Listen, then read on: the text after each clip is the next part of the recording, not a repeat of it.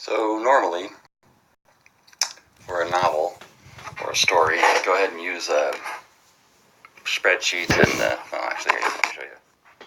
I have a wall that I've converted to a whiteboard for ideas. I have spreadsheets that I do. That's more for the novels and the in-depth work. But for these webisodes, which are the pulp series of webisodes, I tend to just kind of fly by the seat of my pants and just throw the ideas on the bottom of the page. So the first webisode was called Pulped, and that's what the series is based on. And the idea is there's a detective agency on Mars. And the reason we get to Mars so quickly is that the Mars rover is scooting along the planet, doing its thing, and it runs across or goes off course, and it runs across a sword. To be more exact, it's Jacques de Molay's, leader of the Knights Templar, his sword. And that causes a little bit of an excitement in NASA. And some aliens are monitoring our progress, and they see the broadcast of the really cool sword. And that bothers them, these powerful aliens. But they also see a box next to the sword with alien writing on it. And that really concerns them because the alien writing they know. It's a particular race called Danubians. So these powerful aliens, they're called the Farkans. They're kind of amphibian. They show up and say, hey, we need to see that stuff that's on Mars, and yeah, we're here, and there's a big galactic universe, and you're all part of it, but we really need to see that box. So we do. We let them have access to the box, and they bring us kind of into the fold, quickly setting up a station on Mars where we can interact with them and other aliens. But that's as close as they let these other aliens get to Earth. They don't want us in there mixing it up with them too much because they're a lot smarter than we are, of course, and a lot more powerful, so we're a little worried about that, or they are. And what they find is that the Danubians, a few hundred years ago, had come to Earth, and Earth was off limits. We were tribal. Well, we were tribal up to the minute they came and visited us, as far as they were concerned. We just weren't quite ready yet. We weren't done cooking. So they had us all blocked off, and these Danubians apparently came to Earth and stole some stuff, being enterprising aliens. And one of the things they stole was the Templar treasure. So the Farkans, these amphibian, kind of more powerful leader of the council type aliens, they run down the Danubians. But the Danubians, since about the 1300s, have gotten really wealthy. Seems they brought something else back from Earth. They brought chocolate, a unique product of Earth. And they've gotten wealthy since that time frame, and chocolate is one of the most beloved items in the universe, or in the known galaxies. So as part of their penalty, their penance, the Farkans confiscate the chocolate facilities and all the cuttings and everything that the Danubians stole, and all that money is put into a giant trust that Earth will use, or Earthlings will use, to become part of the galactic picture, advance our technology, have some money to spend, help pay our way through. It's more of a capitalist setup rather than a benevolent setup. Not that capitalism isn't benevolent, but it's not a handout. We find our guy, main character on Mars. He set up a detective agency. His name is Reg. He is an ex-Jizzy, which is a galactic, what do I call these guys? Well, every story kind of starts the same way. There you go. He says, let's see here. The hologram on the office door says detective agency. Well, my clients knew it was just me and my office gal, Kinky. She's an ex-holo porn star. She was good-looking, built like most men's dream girl, and just the other side of being in her prime. I was a decade past mine, an ex-officer in the Galactic Intelligence Special Investigation Service, commonly known as the Jizzies. I was part of the Interspecies Crime Division, but that career is long gone. No regrets. Well, not many. And all the stories kind of start with that same genre. This is written in a detective noir, even though it's in the future. So the first story is Pulped. They're investigating a cheating spouse a Danubian cheating spouse. Even though the Danubians have gotten their tail spanked for stealing our goods and taking some human slaves, and they kind of like us. They're attracted to us. They've got some issues with mating with their own, and so anyways, that's kind of the first story there. And one of the side characters, the husband, the cheating husband of the Danubian woman, is hooked in with a ne'er-do-well from another species called slubs. And as Reg reveals the revelation to her, he says, let's see here, she looked the part. What nature had given her, surgery had provided. What nature hadn't given her, surgery had provided. She may not be dancing now, but she wasn't that far removed from the pole. Madame Left was attractive. She's the Danubian. And I didn't do aliens or clients. Okay, I didn't do alien clients. Well, not as often as I could. See, this is generally his narration. He's a kind of a man's man. Detective, success? She asked, her Cupid doll mouth barely moving as she squeaked out her question in near English. Yes and no, madam, I replied. I was going to make a little extra scratch. My M card Kinky had nipped with was loaded with information about Mr. Left and his mistress liaisons, times, dates, places, all the stuff I needed to close out this case. Your husband's cheating on you, has a mistress, but not the one you thought. I spent a lot of time following the wrong slub. That's not slang. I meant slub, disgusting creatures that resembled humans but weighed 200 kilos and smell like rotten meat. Danubians couldn't resist them, mostly because slubs emit a hypnotic hormone and their saliva is as addictive as opium meth. So, as the story continues on, some bad things happen, and the slub ends up being killed with the husband by another plotting Danubian. And these webisodes are about 7,000 words, 5,000 to 7,000 words. They're meant to be episodic, they're meant to be free, they're meant to expose people to my writing. So the second edition, after Pulped, and it gets resolved, is an episode called Kinked. Now, in the first edition, at the end of the, there's kind of a surprise. I want you guys to read it. I'm not going to drop too many hints on you. But Kinked is more of a story about how Reg and Kinky met. Here, and I'll show you the cover. Well, there's the cover. I don't know if you can see that well. Tell you what, I'll do the double tap. There we go. There you go. There's Kinked. That's the cover. And these covers are done in a very pulpy kind of fashion. They're not meant to be high-grade covers. I don't spend a lot of money putting together the sorts of covers. I just want to get the writing done and get it out there and keep it in a serial format. So Kinked goes into their origin and where he met her. She was working on the set of a hollow porn movie. She gets some stuff taken from her. And at the end of the adventure, a lot of crazy stuff happens. She tells him he should be a detective rather than just a security guard now that he's retired from the Jizzies, and she helps him set up his agency on Mars. So Farked is the third episode, and it involves, of course, the Farkins, because Kinked involved Kinky.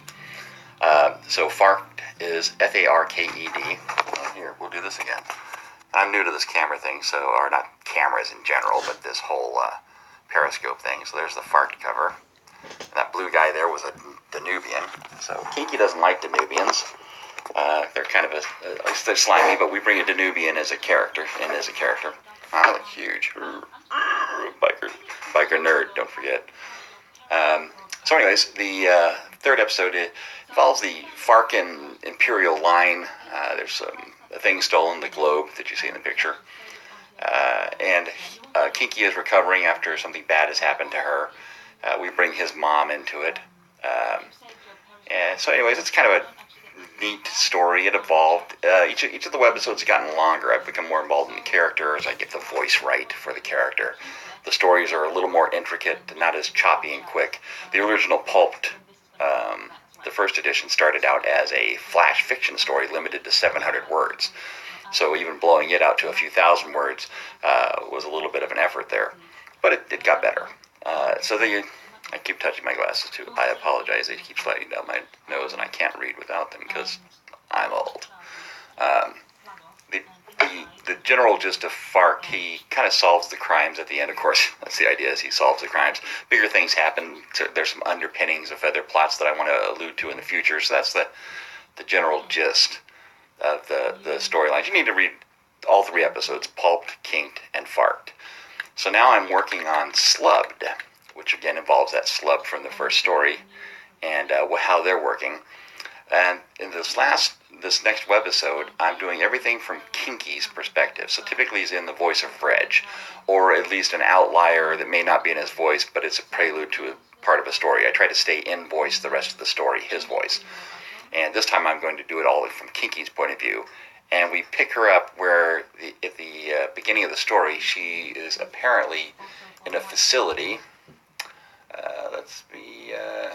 Sorry for the slowdown here in the presentation or in the discussion, but I've got to open a file that's in the Dropbox. That's where I write all my stuff in Dropbox. And any authors out there that may be watching this, set up stuff in Dropbox, because you can put it on multiple platforms.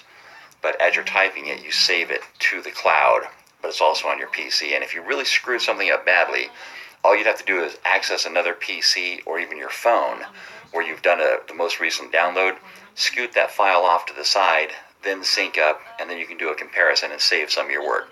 So it's kind of a neat arrangement. We actually, my son and I wrote our latest book in the cloud on Dropbox, and by doing that back and forth, we were able to save copies and stay up to date on each other. So I got a short story directory here, and we've got the pulped episodes. We got SLUBBED, and we got the SLUBBED document. There we go. Now again, I have a giant setup here. I'll do this again. I use a 55-inch screen as my desktop when I'm writing because it makes it so that I can actually do a viewing and pull back in up to 3 pages at the same time. So I can do quick scans and the like. It's kind of handy when I'm doing a quick read. So it's neat. It's just an older TV that I'm using that I set up as a monitor. It's not touchscreen. The computer's touchscreen, but this isn't. So we pick it up with she's in the hospital, having returned from something she wasn't supposed to be doing involving slubs. And the plot line has basically been that a very powerful crime lord's girlfriend got hooked up with the slubs. They addicted her to their saliva. They got her into a house of prostitution out on Vegas Station. And he approaches Kinky about her going out and getting this girlfriend back. This powerful crime lord wants her to do it, but not involve Reg, because Reg is kind of a, he'll skirt the edge of the law, he'll ride the edge, but he's not really a bad guy. He can't deal with bad guys because he's still an ex-cop. Kinky, she's dealt with bad people her entire life. So anyways, the gist of this is she's come back and she's telling her story about how she got approached by this gentleman named Peroni, how she goes out to the station about some of the modifications that she's had that turned her from a hollow porn star into kind of a lethal machine, or a lethal semi-assassin. She doesn't assassinate people, but she's got that skill set.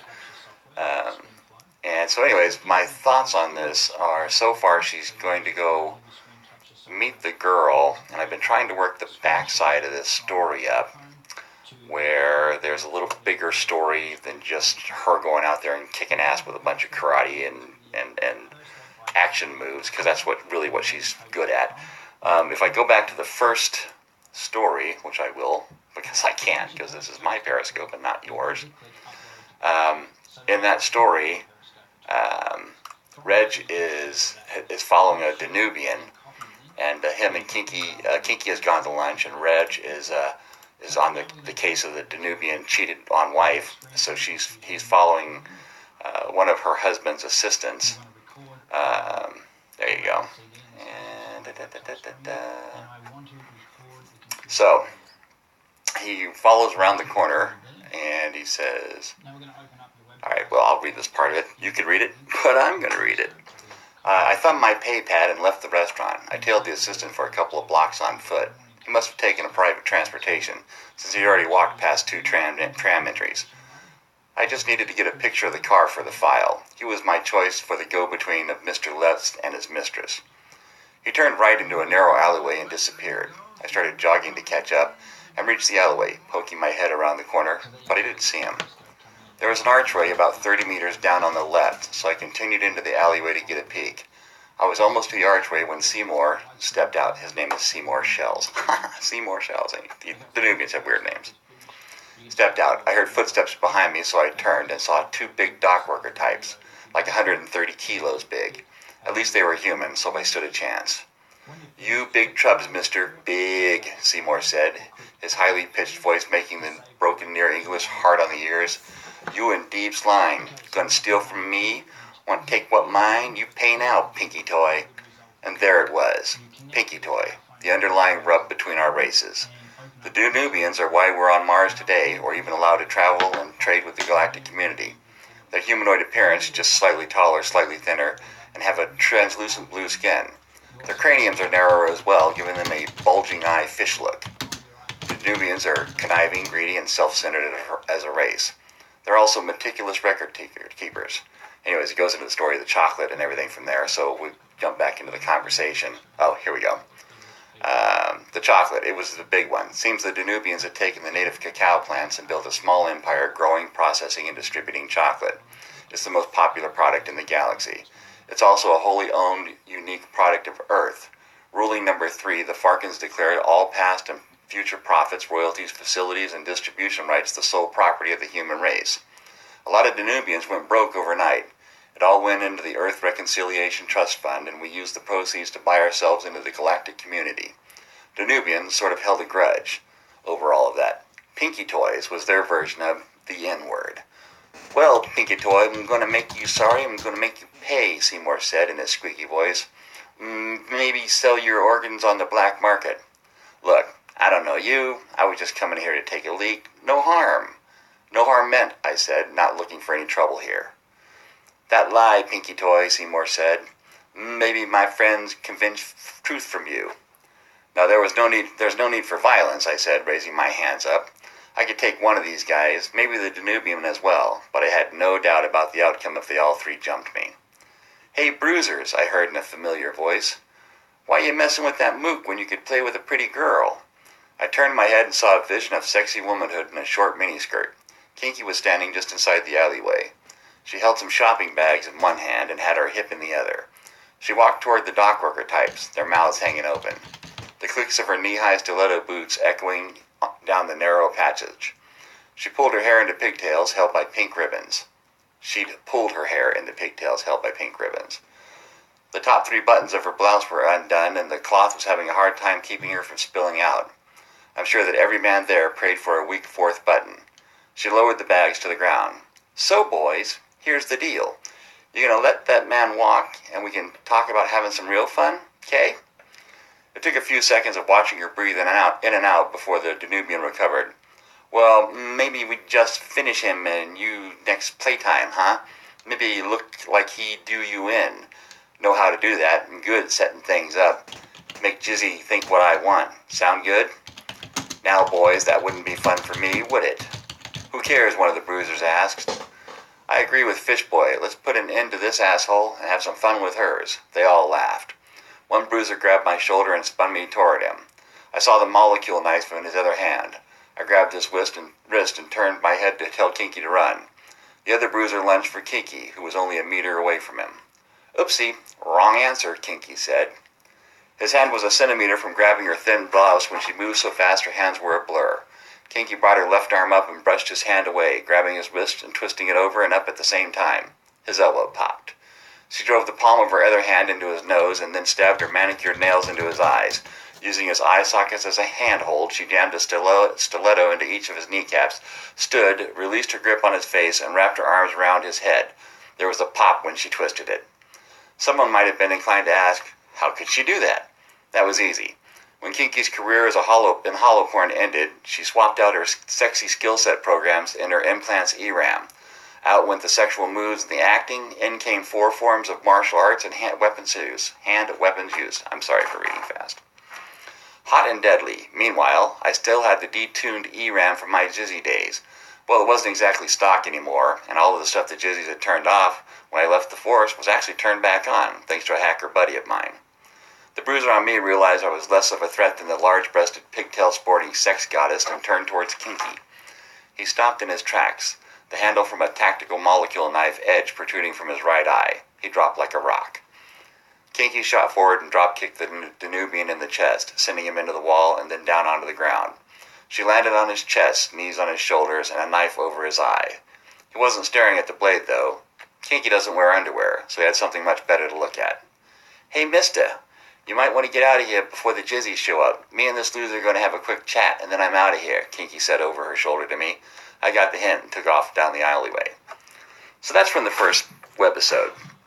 So we get a kind of a glimpse into Kinky and her attitude. She's very, very cool, very sexy, very worldly. Has this skill set, uses it when she has to. She's kind of a deeper character. The sexy thing, I don't want to make her dumb because she's not dumb, but she talks like she's a little dumb. Just kind of, I guess, sets the trap for the average man because thinking with you know what instead of you know what. So her premise in this third one is she's going to go in to the Vegas station, which is where she has to look around, and so she's got this skill set. She's playing the game, and it's not going to work out for her as well as she thinks it is. She's there for a reason. They've got her there for another reason. And I'm setting up kind of the slub society in the background, too, to make sure that there's some interaction about why they run the whorehouse, why they addict to the girls and the guys, so that they can control them, what their end goal is. And so anyways, that's where I'm at in the story. I think I'm about 5,800 words in, and I haven't gotten to the meat of the story. So I'm probably going to have to trim this back because I don't want them to turn into a novella. It's just a story, a short story. So anyways, that's where I'm at. Just spewing some thoughts and trying to keep my head around this thing. I think the next step is to plant her at the station talking to the guy that's going to lure her over to the slubs, even though she really wants to be lured by him anyways. Have a good one.